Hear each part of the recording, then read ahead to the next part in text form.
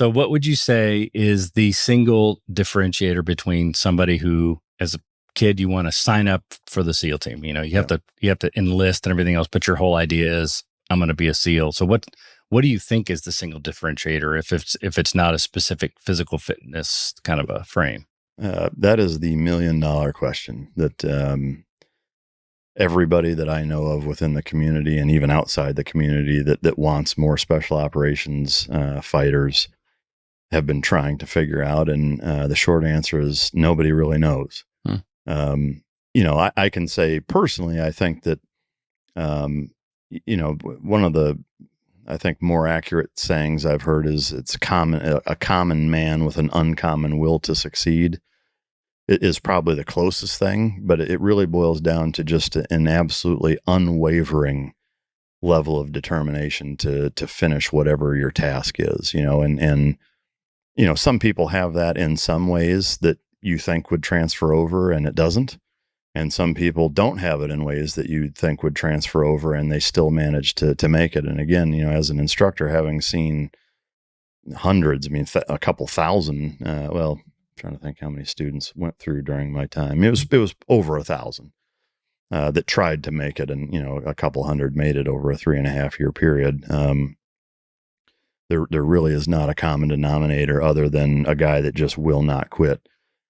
The burning question is why, you know, what is it about him that makes him not give up no matter what happens? And none of us can seem to figure out the, you know, kind of the exact answer to that. That's it. Yeah. Cause I mean, we could make a whole lot of headway with that answer. Yeah. And again, you know, like the Department of Defense has hired psychologists and, you know, sports performance professionals and, you know, nutritionists, I mean, you name it, you know, people who have done all types of data testing and I mean, just they've thrown everything at it, trying to figure out what that common denominator is to try to find a more streamlined way to select for it and just have not come up with anything, you know? So you know, I do have a little bit different theory as to the reason for that, I think, and not to get too far in the weeds from a kind of evolutionary biology standpoint, but I really think in that vein is that, you know, if you look at human beings as a species, for that matter, you look at any species and, you know, I would ask anybody, you know, what is the primary function or goal of any species? Survivability, perpetuation, right? So with that, you know, now imagine the lack of self-preservation as a genetic code, right? That's funneled into any species' genetic makeup. Is that a lack of self-preservation to me is going to equate to the survivability of a species being in threat, right, or threatened by the demise on its way. Yeah. So if the lack of self-preservation, which I think is probably pretty apparent and genetically woven into most special operations guys or high-level first responder guys, if that's a common trait in human beings, I don't think human beings would exist. And, you know, Darwin would argue that, you know, adaptability, and I tend to agree with him, is what survival of the fittest is about: adaptability, not strength, you know. And so for a species to be able to adapt, it can't really lack self-preservation, or you're going to have a bunch of kamikaze you know, specimens that just don't give a shit, are reckless, and we lose as a species. So I really think that there is only so many percentage of the population that possess all of the required traits, coupled with enough athleticism and coordination and all of the kind of things that need to be there outside of just pure genetic makeup, that exist in a way where they're all together and you're presented with an opportunity to go to training and you volunteer to do it and you have the desire to do it. You know, and so I think no matter how hard you try, there's just only so many people that have everything in the level that they need to do it. Yeah. And I think it's always going to be that way. It's an A-level personality.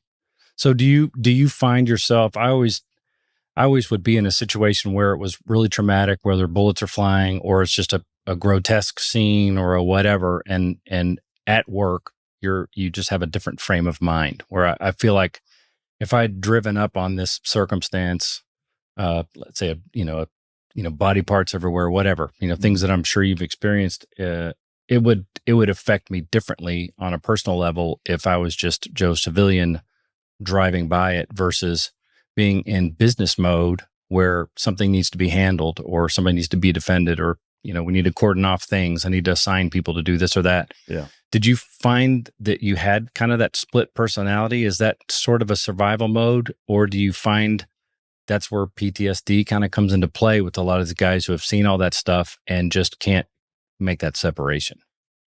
For me personally, no, I did not experience or kind of realize any type of compartmentalization in that regard. I think, again, going back to kind of the genetic makeup of the guys that have all of the different things that need to be there to make it through, it's kind of a hard wiring of, to a certain extent, you're always kind of in that frame of mind a little bit. Of course, there are, I wouldn't even say exceptions. I would say there are levels to it, where, especially when you're deployed. And I think that's one of two big differences between military and law enforcement is that, when you're in the military, one, your rules of engagement are far more lax, and there's a lot more leeway to be a cowboy than there is here in the United States as a law enforcement professional.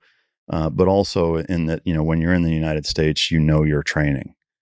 When you get on a plane and you land boots on the ground somewhere overseas, like you're always switched on there, and that never turns off. So there isn't that 12 hours of being switched on and 12 hours off. It's 6 months on and then a year and a half off. But even with that, there are certainly times where I rolled up on, bad car accidents or, saw things, in society that if you had a trigger that was going to put you in that mode, it would do it. And, to me, I never felt like I was really going back and forth. I always just kind of felt like it was more hardwired and kind of always there. But just knew it was something that you were able to tolerate. That's it. Now that's just me. Obviously, I can't speak to anybody else's experience, but that's, reflecting on it, that's what makes sense to me.